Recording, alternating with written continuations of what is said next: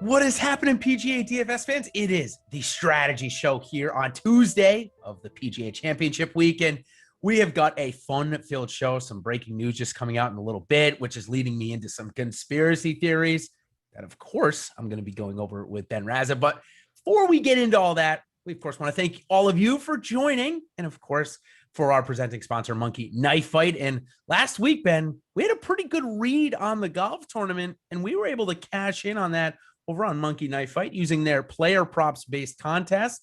Last week, the line was set at 19.5 birdies. And both Ben and I said, listen, you got to go over on that. The par fives are too reachable. And we were right, both on Jordan Spieth, Daniel Berger, and pretty much whoever was offered if you chose them. So this week, Ben, over on Monkey Knife Fight, you're going to get a first $100 deposit with your first deposit using promo code Awesemo. And second, the line is set at 12.5 birdies. Pretty much anybody you want to choose from. Dustin Johnson is there, who we'll certainly talk about here in a little bit. A couple of others. So it's a nice lead in to talk about Kiawah Island, the golf course. Do you think 12.5 birdies is too low? I do, even with the difficult par fives ahead. I do too. So what we saw, and 2012 is a long time ago. It's not the end all be all, but outside of that Friday, where the course was like 6 strokes over par, you saw that these guys, they could make birdies, they could score. It was just they also had some holes that are going to yield some doubles and whatnot. So I don't think this is going to be a week where there's just like no birdies. You're going to see some streaks. You're going to see some bonuses. You're also going to see some big numbers. So I would go over. I think the best players in the world will be able to handle this track, even if it is difficult. And now we've seen in the past the PGA Championship certainly be the softer of the majors. Now, granted, the last couple of years we've had Bethpage Black, so it kind of goes against that. And even here in 2012, certainly, -5 being second place, we won't even talk about Rory.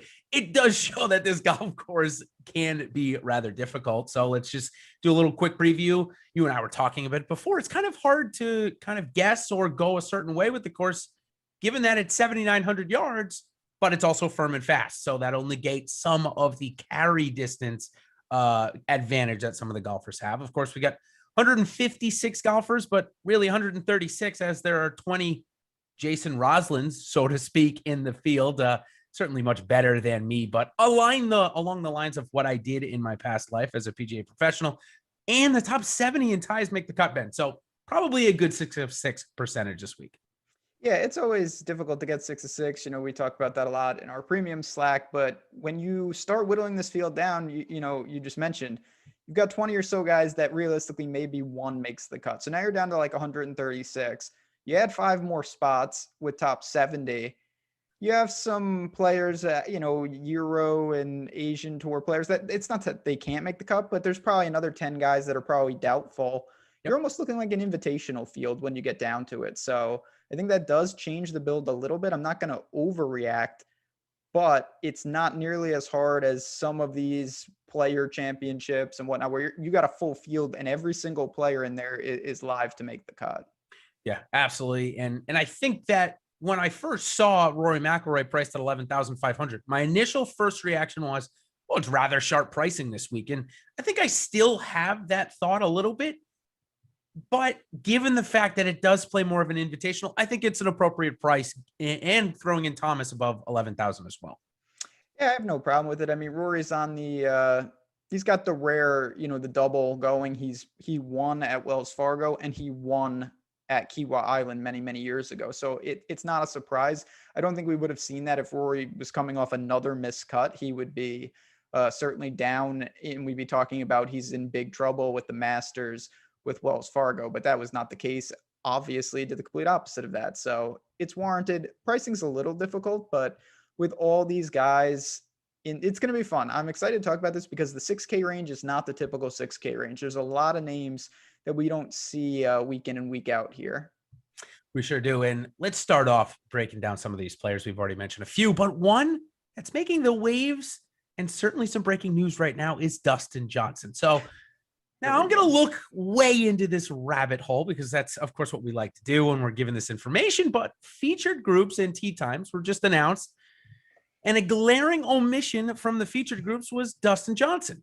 In his place, and given the group that was broken out, looked like it should be Dustin Johnson, but instead it's Ricky Fowler, who clearly hasn't had a top 10 in, I think, this entire season, but yet they don't want to put the number one player in the world there. The number one player in the world also withdrew last week from the event.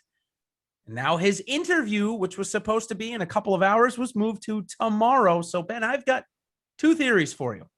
The first one is probably the easiest one to figure out, and that's, okay, there's a withdrawal coming, or there's some type of test that we're waiting for, and something is not right here. Okay, that's one.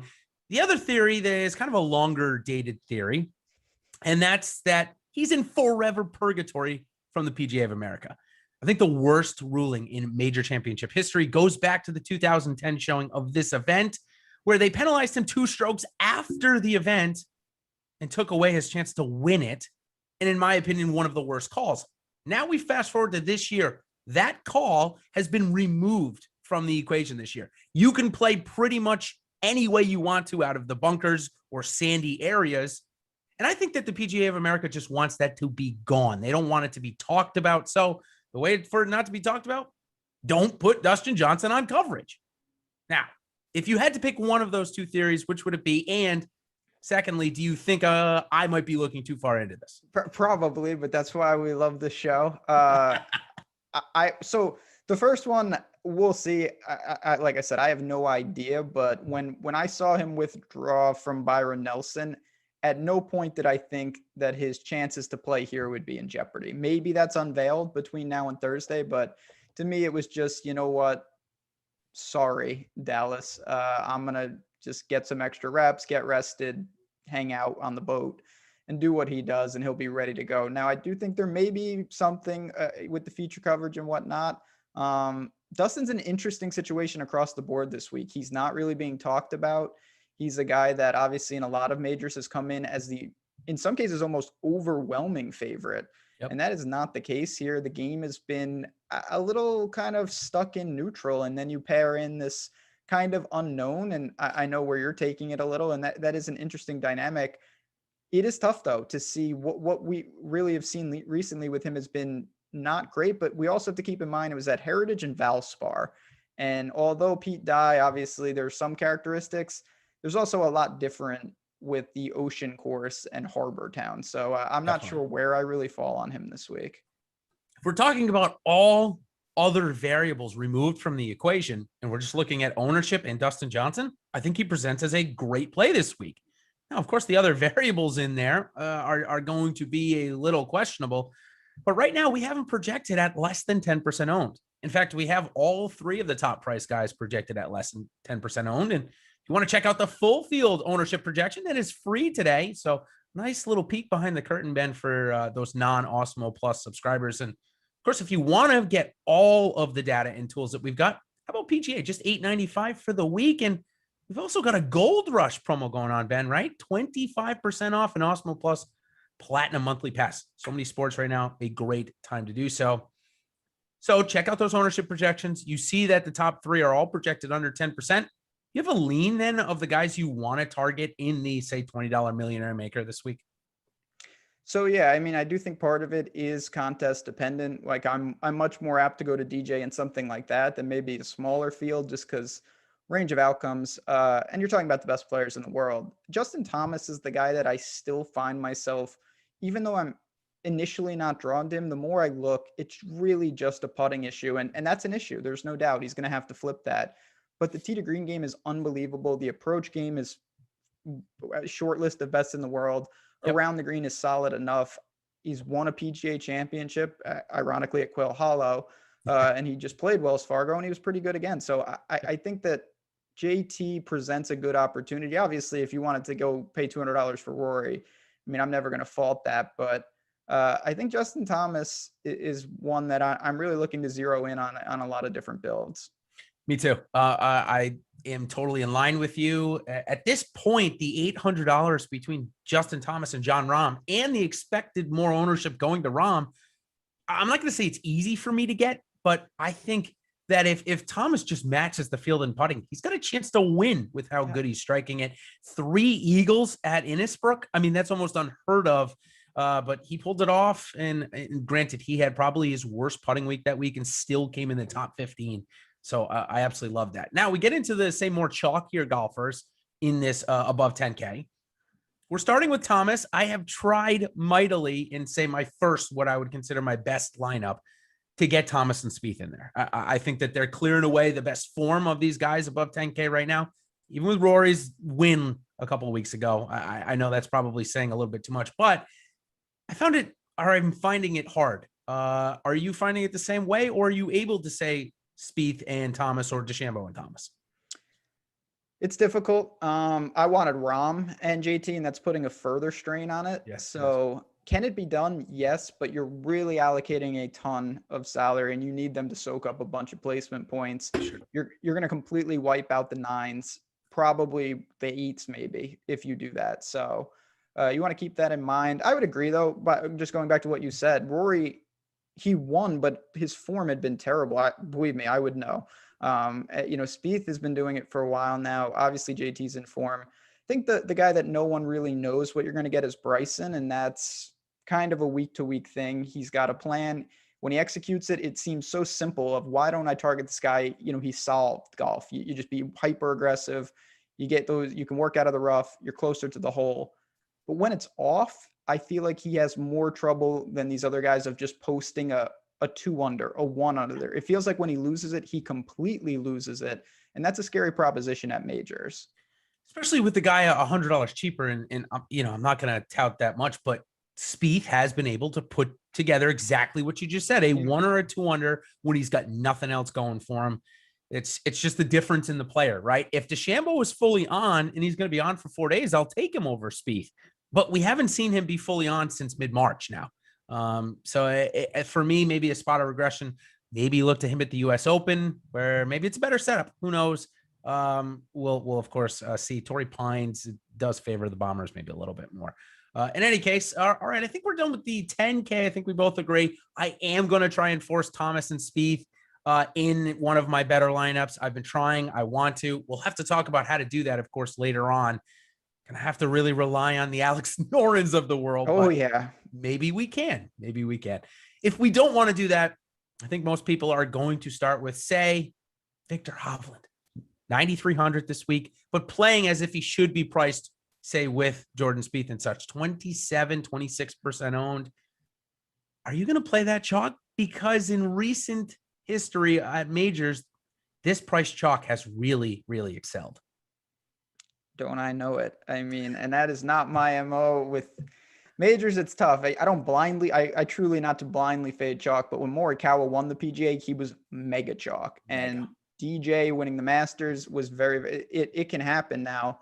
These guys are chalk for a reason. They check out most of the boxes, if not all of them. Doesn't mean they're going to play well per se, but I like what Hovland's doing. I think it's an easy comparison to compare Hovland to Rory in a lot of regards. And we saw what Rory did at the height of his powers here. The ball striking is phenomenal. It's a simple formula. If Hovland is going to gain 4 strokes putting, as he did in recent weeks, he's going to contend every week. Third. Yeah, absolutely. I mean, and his only, his wins have come on this, whatever this grass is. I don't know what the hell what's it called? Seashore Paspalum. Yeah. Yeah. Whatever that is. But whatever. It the Pat Perez special. Yeah. Yeah. The Pat Perez special. Well said.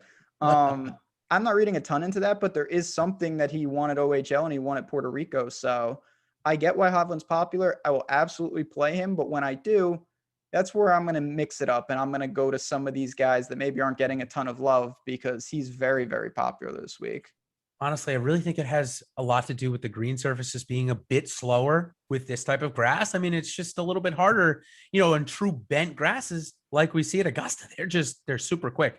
The other thing about Hovland that I want to talk about is he's been so good in all types of majors, right? I think his worst performance is 33rd, and that was as an amateur at the Masters. So he's just been able to get it done. The other thing, crazy stat, I was looking up the Millionaire Maker for the Masters, right, Ben? 250,000 plus lineups. The total ownership of the winning lineup, which was not duplicated, 116%. Only one golfer under 10% owned. Obviously, that was Matsuyama. But can you guess the one thing that this lineup did that most others don't? I would assume if you're gonna concentrate ownership to that level, you probably need to leave money on the table. Bingo. They left $400 on the table. That washes away all concerns. You can have chalky guys. Your paths can be a little narrow at times, but you know what? You will be unique. And there's no doubt if you really like the chalk, that's a way to do it. You just have chalk that doesn't fit like a perfect puzzle because most people are trying to zero that out in the millie. Look at that. That's a great point to bring up. You're talking about almost 20% per spot. Yep. And you're still unique. It had Spieth, 33% owned, had Schauffele, 20% owned, had Corey Connors, 30% owned, had all of the good chalk mixed in with one Hideki Matsuyama. Again, it's a great way to build. Had Will Zalatoris, who, 7,300. We'll get into talk about him very soon here in a bit because it's a lot harder to play him this week at 8,800. But a couple of other guys that I want to talk about in this 9K range, maybe going a little bit under talked about, a pair of Patricks. One of them, Cantlay, certainly warranted to not get the talking, but Patrick Reed, I mean, this conditions firm, fast, got to be good tee through green, 10% owned. I think he might be a target for me in at least 15 to 20% of my Millie Maker lineups this week. Yeah, I mean, Reed is someone that I was actually a little surprised. Usually, I think it's a product of Cantlay. Normally, Cantlay is one of the many chalk, and Patrick Reed is like 5% because tee to green, he doesn't grade out nearly as good. But this guy can play. I know people don't like Reed, and that's a whole different debate on if that's warranted. Probably is, but regardless, this week we don't have to worry about that stuff, though, right? I don't care. He's right in. I played Reed all the time because he just knows what he's doing. He is an elite short game player. All conditions, he grinds. His ability to make cuts, even when he doesn't have it. It's not to say that you're looking for made cuts up top, but at the same time, it just is. It's a thing, and these guys can climb the board. Reed is great. He does it differently, but similar to Spieth in the sentence that sometimes it seems unsustainable what they do, but obviously they have a knack for it. And I have no problem with Reed. The guy I have to ask you about is your boy, though. This is a great buy low spot if you think he's okay, but he's shown absolutely nothing in a month in terms of Cantlay. No, it really isn't. And listen, we haven't projected about 7% owned right now, which I think a lot to do with that is the massive general public coming into play this week will say, whoa, Patrick Cantlay, Ryder Cupper, $9,000, set a couple of course records this year. We got to play him. I think that ownership gets lower and lower at the higher stakes you go and the lower limited entries you have. So if you think that this could be a spot, which, listen, on Jan 1, my buddy Jeff Ulrich, who, does the Monday shows, him and I ironed out the PGA Championship for Patrick Cantlay at the beginning of the year because we thought that it would be a course where the driving distance that maybe DeChambeau has over him would be negated because of the firm, fast conditions, and that he's good everywhere, and you're going to need that on an island course. Again, the form, obviously, if you would have told me Jordan Spieth would be $1,100 more than Patrick Cantlay, and we'd be okay paying that, we'd all be crazy to think that. We're here. I'd rather play Colin Morikawa, who we have not talked about, and I think probably get similar ownership. What do you think about Morikawa? 9,900, more expensive than Xander Schauffele. That's probably going to be hard for people to click this week. Yeah, that's the interesting part. I like Xander. He checks all the boxes. He's just, what can you say? The guy gains everywhere. His resume speaks for itself. He's done everything you could do in majors except win. That'll change eventually. He's a damn good player. Morikawa, listen, I mean, Paul Casey and multiple other players gave it their best shot, and Morikawa just took the PGA last year at Harding Park. He was phenomenal. Obviously, everyone remembers the short par 4, but he did everything. I will point out, he exploded putting that week. And if he does that, when you're talking about irons to his caliber, if he putts at all, he's going to be there. So I get it. I do think it's a little heavy in terms of you're paying a massive premium, but similar to JT, if I'm trying to be objective here, Colin Morikawa strikes it every bit as well as anyone on tour. It's just the putter holding him back. Yeah, and if these fairways play as wide as suggested, I can't imagine Morikawa is going to miss many, and would be a great start to your career than backing up your first major with another PGA Championship. And of course, it's not that far out of the realm to go back to back, as we saw the guy priced at 9,400 this week do it at the US Open and the PGA Championship. Of course, I'm talking about Brooks Koepka. And listen, I was talking to some other golf fans today. One of them, my dad, was in the conversation. And I said to him, listen, if Brooks Koepka is healthy, he's clearly shown he's one of the best players in the world, but he's not. And there's no reason for me to play him this week. I even at the 2%, Ben, it's not worth it. He's not there. And why not take a year off and just get what you need to get done to get healthy? Yeah, I mean, Brooks is Brooks. He does what he does. I'm not really interested. His press conference, it's just not there. He's clearly not healthy. And can he find it for 4 days? I guess is possible. You're just incurring so much other risk that basically no other players have. Brooks is dealing with a multitude of things. And he said, I literally just watched his presser, that the doctor said in 6 months, he could be back to 100%. 6 months. 6 months. Just don't play and it'll probably be 3 months. It's obviously at Augusta with the hills and it was not even worthy of talking about him. Here, I think it's a little easier, but he did nothing last week. Nothing. I still think this is a long-term project, and you just can't pay $9,500 for a guy that is just working with so much extra baggage at this point. Not when you got Hovland striking it as good as he has and has such good performances in majors cheaper. I just can't do it. I don't even care about the ownership. I really don't. I know that Hovland's maybe a million times more owned. It really doesn't matter to me here. All right, let's move into the 8K range. I think we talked about everybody except for Webb Simpson, who has made the cut in the last 7 majors, Ben, but he's in the Brooks camp. I mean, bad neck at home. I don't know. I'm just not playing him. We can move on to Cam Smith if you want. I mean, I don't want to do that. I will say real quick, though, and I've done a couple shows so far, and this 9K range gets hit hard, and this has happened on both shows. The Masters champ, Hideki Matsuyama, has not been mentioned. And it's pretty interesting that he breaks through and no one wants to talk about him. If he would have come in second at the Masters, I think everyone would be talking about him. But it's just very interesting. He's still striking it phenomenal. Obviously, his putter is another one that it clicked at Augusta. That's a rarity. But I think at 9,400 in tournaments, don't forget about Hideki at what's going to be low ownership. Let's talk about Hideki for a second, because I think it's very worthy. The start last week was more encouraging to me than it was less encouraging to me, because we know that he probably didn't even pick up a golf club the entire time. He had to quarantine in Japan, so we know he wasn't playing unless, of course, he wasn't being photographed playing or what have you. We know that he went through the talk shows. He went, got that big award from the Prime Minister.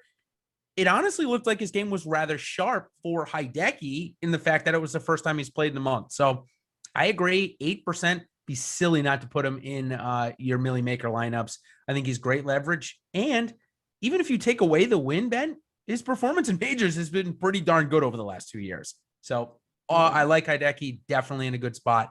Going to be tough for me in my main lineup to get there if I am going to play Spieth and Thomas, but a really good MME target for sure. Cam Smith, another guy that just kind of shows up, but I don't have as much ownership because I think 2 guys, Abraham Answer and Joaquin Niemann, are on the same trajectory as him and $1,000 cheaper. So are you in the same spot as me, or are you trying to leverage Cam Smith at 13%? Definitely not trying to leverage him. I have been on the wrong side of Cam Smith. He's a very difficult play because this is a guy that at times he's been in like the low 7s, and now he's up in basically the 9K range. And I get it. The form he won at Zurich, he's been great. I just can't. Him and Will Z, if they beat me, they beat me. I just think right now you're buying at such a top. I have to look to some of the guys that are downrange. It frees up salary. I need the money. Nothing against Cam Smith. He's a damn good player, but to me, there are better options in the lower 8s.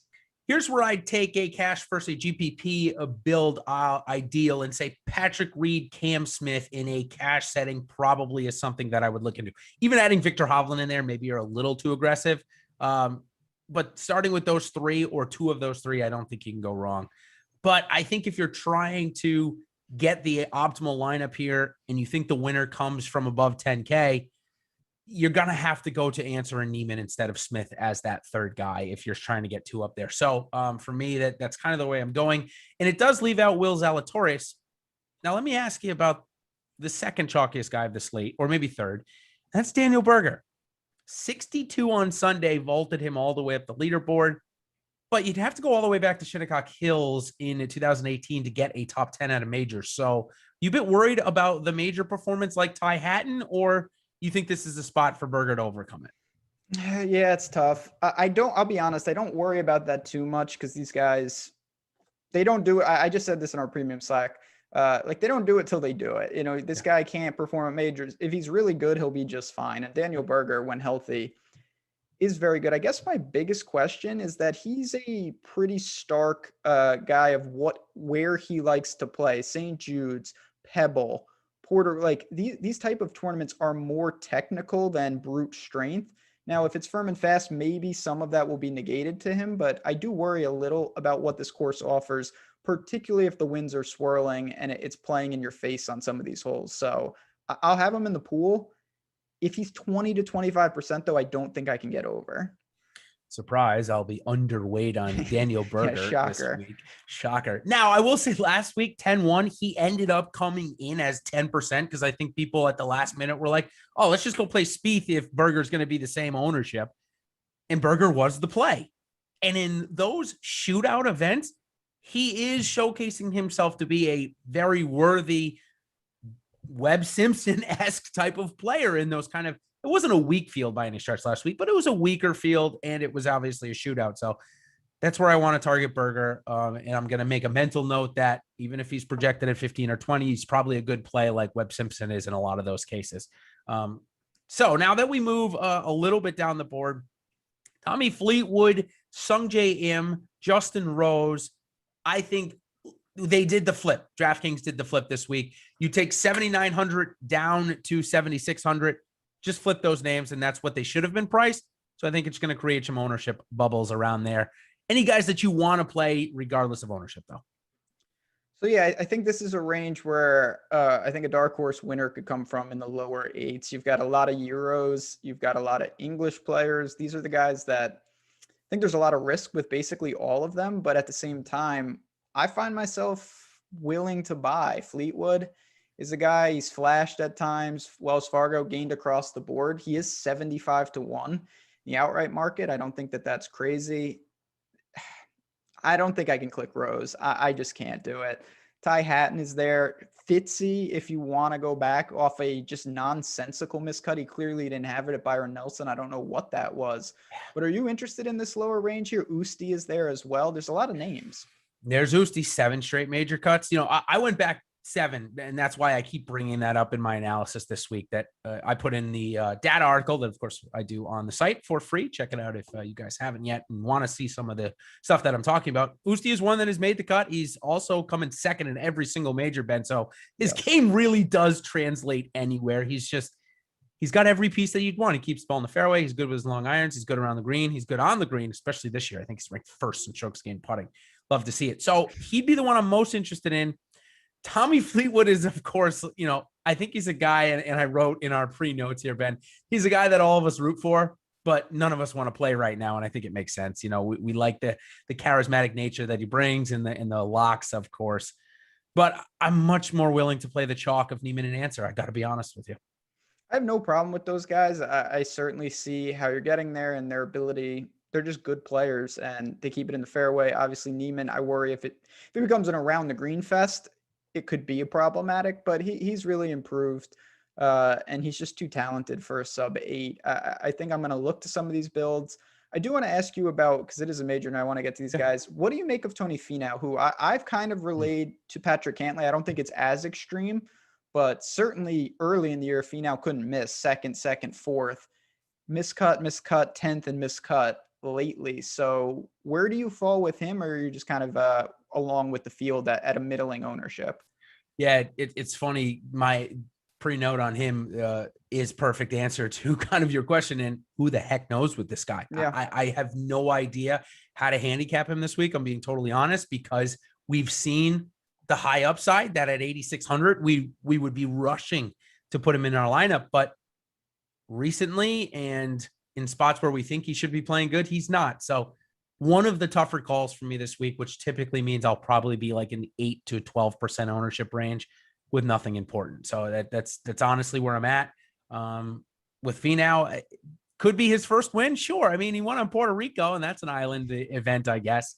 And if the greens do run at 11.5, if it's a bit, less speedy, or what's the word I'm looking for, but slower. Thank you. See, I'm a little slower, so it took me a little while to get to that answer. But if they are slower, I think that probably helps Finau out a little bit. Still, I just can't rush there. His form hasn't shown me anything. Again, I'd rather go down to Abraham Answer or Joaquin Neiman. I hate to keep bringing up those names, but how about, since I have, let's talk about a couple of pivots from them. And I think one of those, maybe even two, let's talk about two Australians, Adam Scott and Mark Leishman.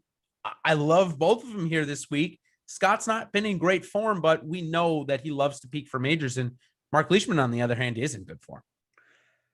Two guys that are, I think, harder to kind of conceptually grasp where they're at, but that makes it appealing in tournaments. There's no doubt about it. Leishman is like, he's just wild. He's been like that for a while now. No form, fifth at the Masters. Then he wins the Zurich with Cam Smith. He's been better lately. The putter's been doing a lot, so I do worry about that a little.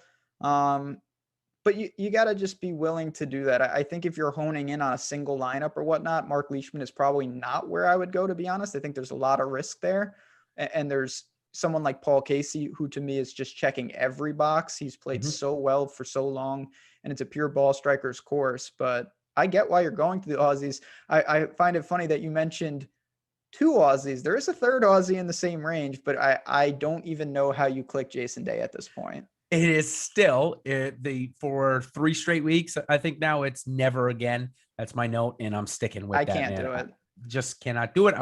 There's so many guys I'd rather play other than Jason Day. And if he ends up winning this week at 2% ownership, so be it. I'll be happy for him because I like him as a person. But we've moved on from being happy. If Jason Day wins this week, I will not be happy for him. And I root for him. I will be devastated because I've played him for like a month straight. Yeah. For me, I'm out. I cannot get there. I just can't. He's not even in the US Open, mind you. Like, yeah, excuse me. And he doesn't even care that he's not. No, he doesn't care. He's with NetJets. And I think a perfect little comment that I want to bring up now, because chat just asked us about it a little bit ago, is Lee Westwood. I think he's in this range as well. His press conference was today, and I happened to be watching it, and he is ready to jump ship to the PGL. Let me tell you, this guy is, where's my 50 million? I'll sign tomorrow. I haven't been offered it yet, but when I do, I'll be there. So that's just kind of the mindset of Lee Westwood. Now, does that mean he can't come out and win this week? I don't know. The form certainly regressed from what we saw at the Arnold Palmer and Players, though. It definitely did, but I will say I also saw that press conference. Lee Westwood is he's in a great mind, and he just knows he has found a way to just, and I don't like to dig too much into this, but he just knows how his game is. He plays how he plays. He's in full control. And I think that's refreshing that he's not trying to do things that maybe he can't do at this point. He just is playing his game. It's going to be ball striking. He's got to make some putts, and he can do that. Now, Matt Wallace is in the same range, who makes a lot of sense on a lot of levels. Bubba and Gary Woodland are there, which is just, I don't know what to say. And then you've got Higo as well. So let's talk about Bubba for a second, because Sure. I think he's worthy of some consideration, given the fact that Sam Burns, rightfully so, is getting a ton of attention. Yeah. So we'll talk about both. Talk about Bubba first. If this course does play on the little bit longer side, and we know Bubba can shape it, he's played well on similar tracks and in good form. Would you play both him and Burns in the same lineup, or would you look to pivot here? So I don't mind that, because I think Burns does a lot of the same things that Bubba does. Yep. It's hard to know with Bubba. I think no one outside of Bubba himself is going to be able to tell you if this is a Bubba course, how he's feeling, what's going on, but where his head is at. Yeah, he's the opposite of Westwood in that mindset. But it's still a guy with a lot of talent and not a lot of buzz. So I get it. And Sam Burns, every major, there's at least one guy who plays fantastic the week before, and the pricing is already out, and he seems like the mega value. And that is Sam Burns this week. Burns and maybe number 2 would be Berger. I think, if Berger coming off a second place, again, likely probably would in 91, 9200. Definitely. And I see value. Burns, he's not just doing it off the tee. He's doing it everywhere. He looks really good around the greens. He's certainly confident with the putter now. So I'm not concerned. In fact, I'm really not even concerned if you want to go Burns, Answer, and Neiman. If that's how you want to start the lineup, I know it's the 3 chalkiest golfers, but as I just mentioned, you can differentiate by going to, say, those 3, getting one of Justin Thomas or Jordan Spieth, and not using all of your salary. If you believe that all of the 20% plus guys in this range, Burns, Neiman, and Answer, are going to get it done, that's what I'd recommend you do. There's plenty of ways to leave money on the table and not even really get concerned about it, using, say, even like a Keegan Bradley. Now, pretty good tee to green. He's starting to make putts. Is he of interest to you this week? Oh, obviously also a former PGA champion. Yeah, Keegan's got one. Yeah, so I get it. I have no problem with going to Keegan, but this is where I think when you get to the low sevens in particular, you want to start crafting a narrative. Like, okay, if Keegan is going to succeed here, why is he going to succeed, and what are the conditions that allow that to happen? And then take it backwards with your other five guys. To me, Keegan is not built for some of these type, scenarios that we could see at Kiawah Island.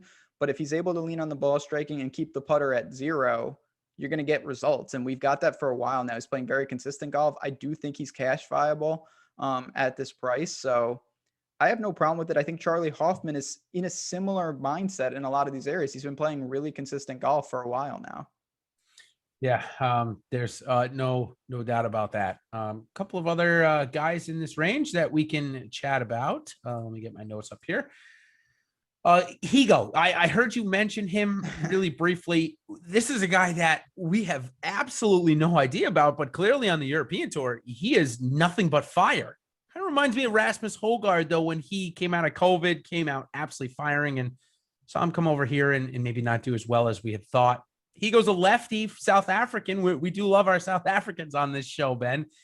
Charles Schwartzel is probably one that I would play over Higo this week. I'll take the wait and see, and hopefully the waiting part, he won't win this week. Yeah, I'm not Usti, Charles, Aaron Wise, even though he plays under an American flag. He was born in South Africa. I would take all of that. The thing about Higo, I thought when he was coming over, I thought, wow, this is going to be pretty interesting. 6,500, maybe he's my last man in. No, 7,400. That's a huge ask. Him or Matt Wallace, him or Westwood, him or Keegan, him or Watts, him or Siwoo. It's not, there's just no room for me to go to a guy that I know nothing about. Let's talk about the 7,200 range. Wise, Siwoo, Harris English, all right there, as well as Russell Henley and Billy Horschel. Since I just mentioned Horschel, I'll talk about him first. For me, he's in the Ty Hatton category, which used to be the John Rahm category, which is their temperament for me is just not good for a major. And the results have kind of shown nothing there for Hatton, nothing really great for Horschel. I'd rather click Harris English this week, and I'd rather click Siwoo Kim. So I just don't have that many spots. Are you in that same camp, or do you want to play Billy this week?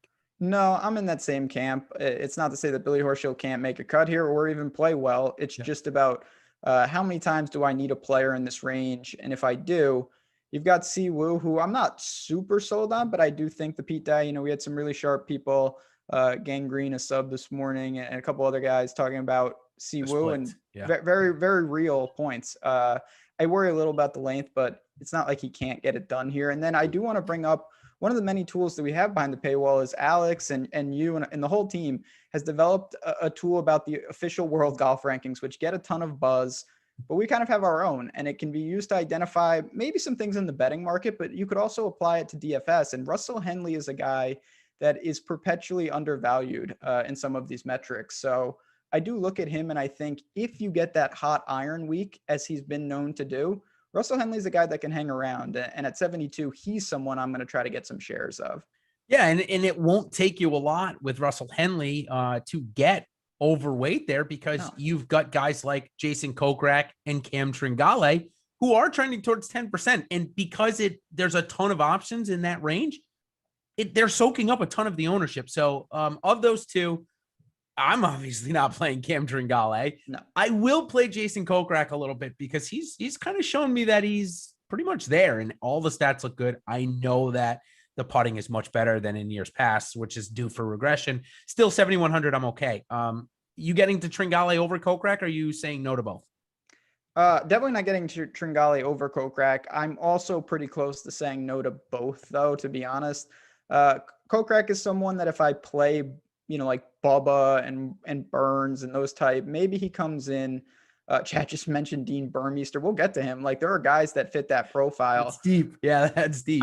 I just don't know if I want Kokrak on like my Reed and Spieth teams where I'm like, okay, around the green is going to be an emphasis. I don't think that meshes too well. So again, you just want to make sure it blends. You don't need all six guys the same way, but in general, I do like to have most of my teams have a theme. When I I was preparing for the show a little earlier. I sent out a tweet about this next golfer and his ability to just dominate the DFS points category because of hole-in-ones. And I was looking for a hole-in-one prop on Corey 7,600 20% owned Connors this week. Haven't seen one yet. When I find it, no, it's probably off the board because they can't set it high enough. That's insane. Again, decent setup, but we have seen a little bit of regression, at least since the Masters. I said that as a joke like months ago, and it literally has had like 3 hole-in-ones in a month. Oh, that's unbelievable. He's a world-class ball striker, and we've said for a long time, not just us, everybody, if he could putt, watch out. And he started to putt at times, and he's been fantastic. I do think this is going to challenge him around the green, and around the green is going to be an emphasis. So if he doesn't correct that, he's lost in 5 of 6. I think you can get away from him. It's not to say that if you're going pure ball strikers, Corey Connors isn't in the conversation, but to me, you've got some guys there. You've got KC. Sergio is a different type of player, but you've got Neiman and Answer. So there's not a ton of room for Corey Connors in terms of the popularity for me. No, and I think, like you said, there are other guys. Like I think Matt Wallace's form is trending to be just as good as Connors. And Wallace has shown us that while he may not have tremendous upside in the majors, he's made the cut in all of the last 7. So he's putting up points for you. I would rather eat a little bit of the chalk there, which I think is probably half the ownership of Connors anyway. So that's, if we're going that way in that range. So a couple of other guys, one that I wanted to bring up, a golfer that had a 36-hole lead in a former PGA Championship, one that we should have probably considered in our Australian bunch, and that's Matt Jones, guy that just won the Honda Classic. Funny enough, Justin Thomas won the Honda Classic and then won the PGA Championship a couple months later. So I'm not saying Matt Jones is going to win, but I think it's a decent spot. I think he's projected at 2%, 3% owned. I think 10% in Millie Makers is totally fine for that, 3-4x leverage. So he's one that I think it's pretty simple for me. If the course looks like it's going to truly be firm and fast and it's going to negate the distance to an extent, I think Matt Jones is somewhat in play. If he is not able to do that, just looking at where he plays well, I think he could be overpowered here. It's a lot of the mindset from Aaron Hills. We didn't know what to expect there, and it turned out that a lot of it was overblown. Those guys could take advantage. Brian Harmon was in that tournament for a very long time. So till the end. And I think that's what you could see here. But if there is a reason that this plays like a 7,800 yard course, I don't know if Matt Jones is where I'd want to go. Yeah, let's talk about Harmon. Do you think his short game is good enough to compete on either side? If it plays like Aaron Hills and does play longer, you think we could get a repeat? And subsequently, if it's shorter, do you think that also means we could get a repeat of Aaron Hills? So yeah, I do think that when you have an out like that, you can always bail yourself out. And if he's able to get 50 yards of roll, of course. Now, if it's brutal and it's windy and he has to hit, woods and short, long irons into all these holes, it's going to be a tough ask because that's where the advantage of the distance, I think, comes out, not just on driving, but on your second shots out of the rough, things like that. So that's where I draw the distinction with a guy like Harmon. I agree. He's in my player pool. I think he's a good target. If you want to play the cash game, like we said, Hovland, Reed, Smith, Harmon, I think that's a really quality start. Again, I don't know that there's enough GPP winning upside there. I think the winner is coming out of the high range. And of course, we'll have some hot takes, and we'll do the hot takes tomorrow night, though. I'm going to come on and join the guys for at least the back half of the show. So stay tuned for that. Kind of hinted a little bit about my feelings, but still some big things to give away tomorrow night during that segment.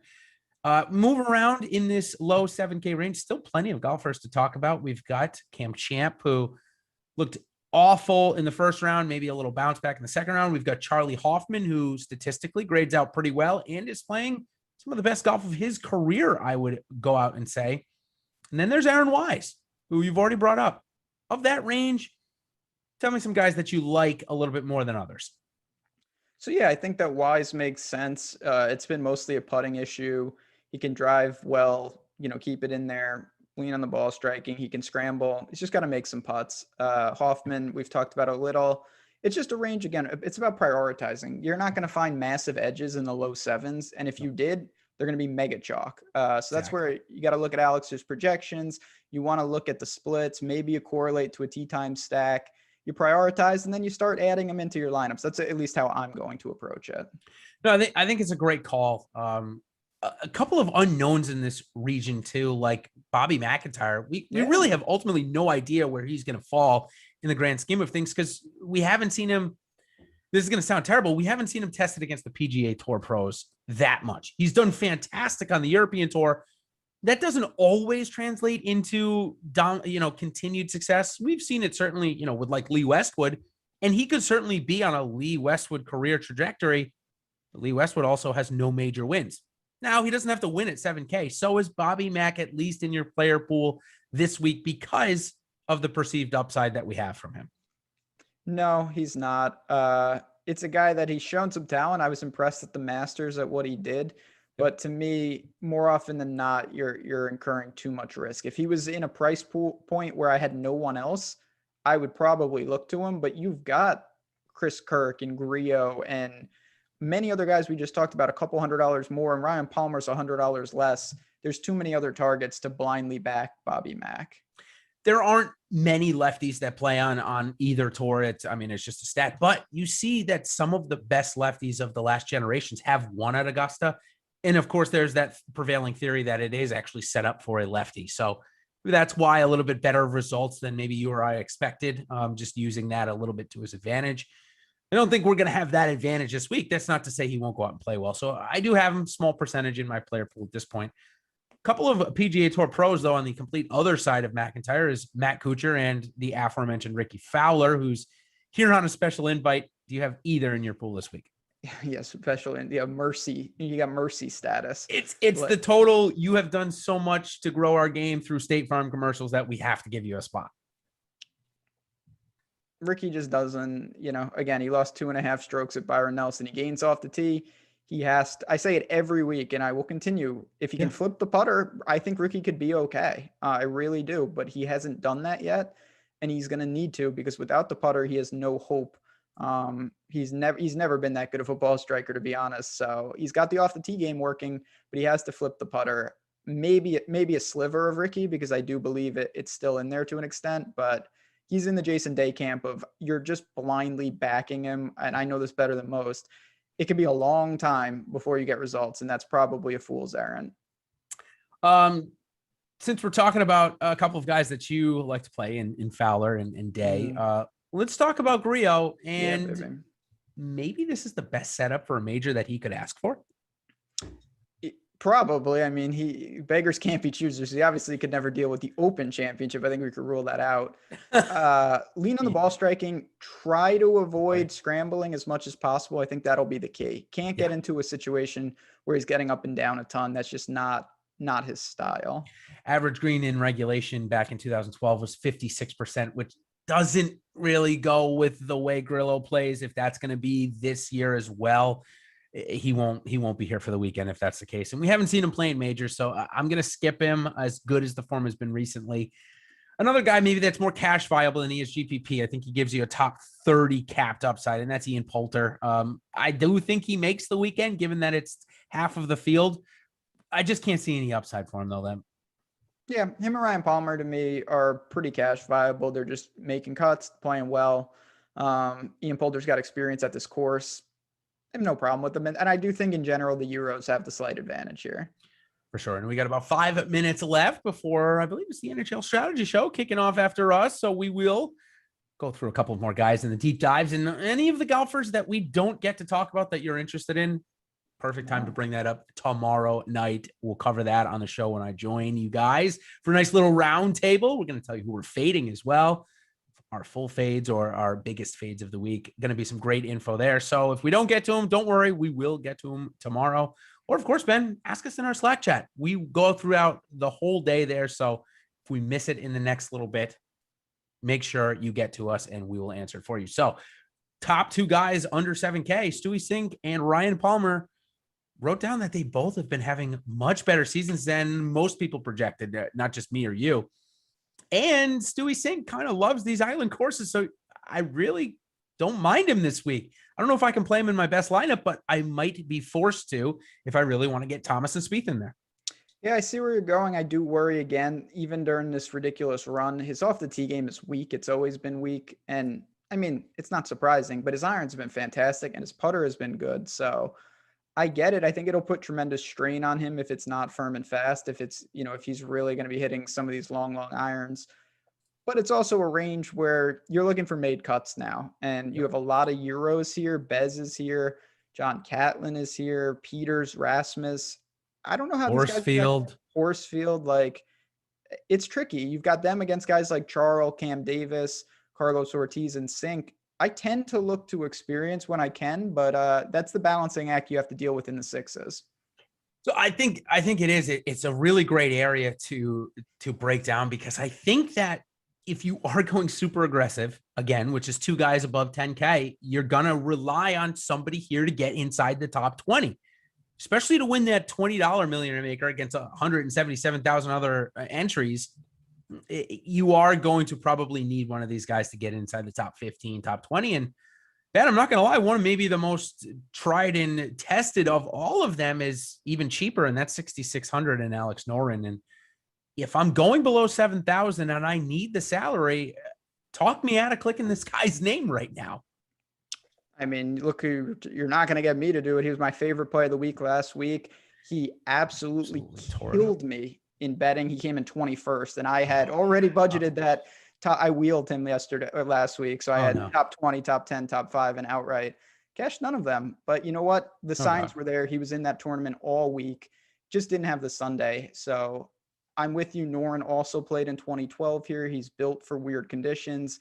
Has to survive off the tee, but I have no problem going to him in a range that I think he's clearly one of the value options in the mid sixes. Yeah, he definitely is. And again, you're gonna need that for your more aggressive lineup. So he is a name I'm clicking. I am clicking Charles Schwartzel's name, but are we maybe just a tad late on him, or was last week the week to do it, or has he got one more in it? Listen, I've been very impressed after Zurich and the Masters. He's found something, maybe pushing the envelope a little, but the point you've brought up several times, I think it can't be stressed enough. You don't need to have 40% of these guys. You look at Alex's projections. If they're 4 to 6%, you could take 2x and you're only allocating 1/10 of your portfolio or whatnot. So these are a lot of guys down here I'm comfortable having exposure to because I don't need a lot to get leverage. No, you definitely don't. And even in the Sink, Palmer, if you want to go to those more popular guys in this range, they're only about 6% projected own right now. So you're not getting that much. A couple of other cheapies as we, wind up our show here. And of course, we've got about, definitely over 150 people watching right now. Yeah, I'm going to pull from my friend Josh over there, Josh Engelman, and ask you guys to bump up the likes. And of course, on the subscribe portion, I'm going to be coming out with a couple more short form videos. Plus you're going to have the top contenders betting video coming out in the next little bit. So some really great content for the PGA Championship here this week. Couple of more guys. Taylor Gooch, he did play decently well last week. Another guy that's, below 65 or 6,600. And then a guy that you and I love to talk about. I've got to mention him because he is the cheapest PGA Tour golfer this week that you can roster. And I'm not talking about Jim Herman. I'm talking about JT Poston, JT Postman. Given the fact that he's 6,100, are you going to click him once or no? I am. I'm not going to lie to you. I'm going to click him once. Maybe. I'm going to punt that question for tomorrow night, 8 o'clock Eastern, you, me, and Eric Lindquist. Got it. That's going to be a tough one, but I do think there are names, Gooch, HV3. You can at least give them a look. I'm going to clarify. I'm going to dive in this afternoon, see what we can find. And then tomorrow night, we'll talk about lineup construction, because the key with this, I don't think you play any of these guys if you don't have to. But if you're saying, I want Spieth, I want JT, I want Hovland, well, you better find a way to do it, and this is how. So on that note, I think that's where we're set up. It's going to be fun. I can't wait to dive more into this tomorrow. If you have questions, hit us up on Twitter. Our handles are on the screen. And certainly tomorrow night, we'll be back at it. You, me, and Eric. I cannot wait. Cannot wait either. And if you guys aren't able to join us, of course, check us out on Slack or on Twitter. And good luck this week at the PGA Championship. We'll see you next time.